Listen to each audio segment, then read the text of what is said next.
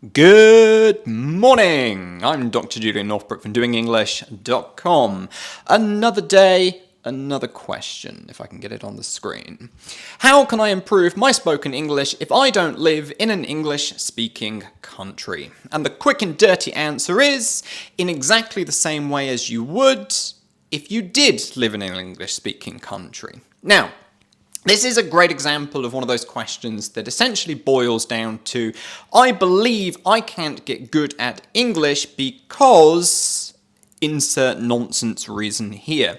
But really, it's more to do with you having weird beliefs than anything grounded in actual reality.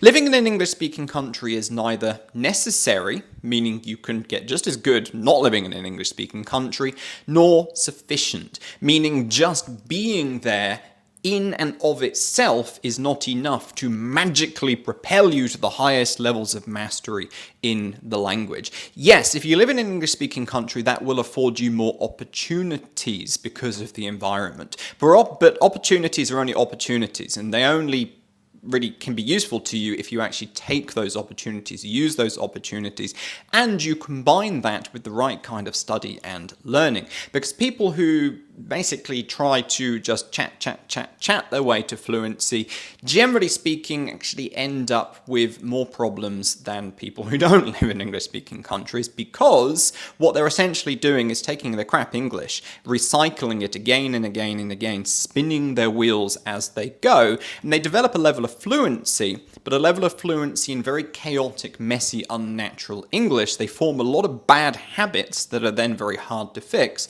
And the thing you've got to realize is ultimately shit English said fast is still shit English. Now, I said it's not necessary, neither sufficient. The proof of this particular pudding can be found in my Master English Fast Accelerator group coaching course.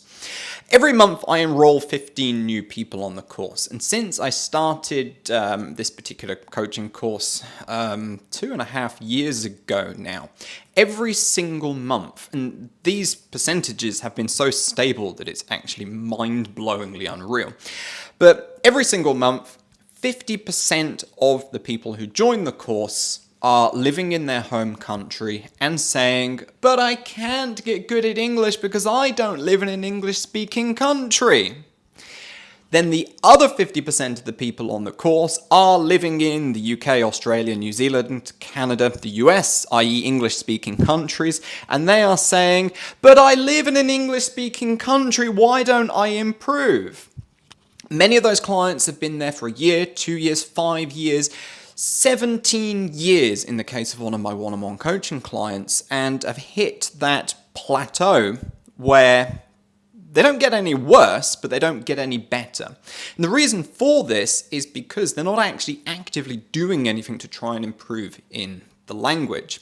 This is an analogy, but I think it's a really good one. Several years ago, I listened to an interview by a guy called Stan Belew. You may never have heard of him, but once upon a time in the US, he was considered to be the best telephone salesman in the country. He eventually became a trainer, training other telephone salesmen to do their job. One of the things that he talks about is he says when he's training people, he asks them, how many years experience do you have? And they'll all say things like, I've got 10 years experience in this job. And he says, actually, no. That's not true. They don't have 10 years experience at all. They've got 1 year's experience. What they've then done is they've repeated that 1 year's worth of experience again and again and again. Nothing is changing, nothing is improving because they're basically just recycling, like I talked about with people in English-speaking countries, what they've already got, not trying to make that any better and spinning their wheels as they go. And this is exactly the same. Even if you live in an English-speaking country, you're gonna have to sit down and put daily, focused, intensive time into the study and the acquisition and the growing of your English.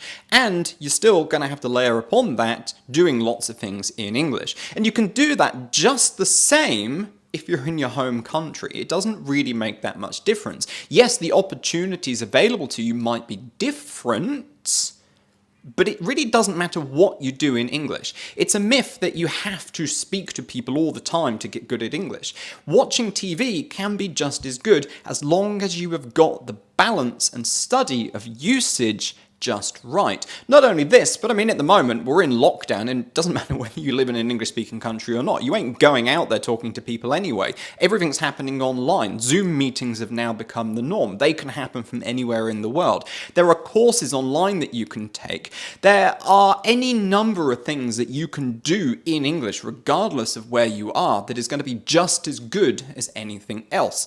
But again, the key is this balance of focused, intensive, daily study of the right kind of materials for your situation, using a method that works, working, of course, on your mindset as well, because if you believe you can't, you won't, and then layering upon that as much relaxed usage of English as you possibly can. Right, that's all I've got to say on this. If you want to know more about this balance, the ins and outs, the nuts and bolts, as it were, head over to doingenglish.com/free training and study the free 1-hour training that I put together. It's going to teach you the 5 key changes, part of which is this balance of focus, study, and usage, and that you need to make to see the fastest improvement in English as a higher level, that is intermediate to advanced learner of English, and it doesn't make a difference whether you're in an English-speaking country or not. Right, this is me, Dr. Julian Northbrook, signing out from another video. See you soon, guys. Bye-bye.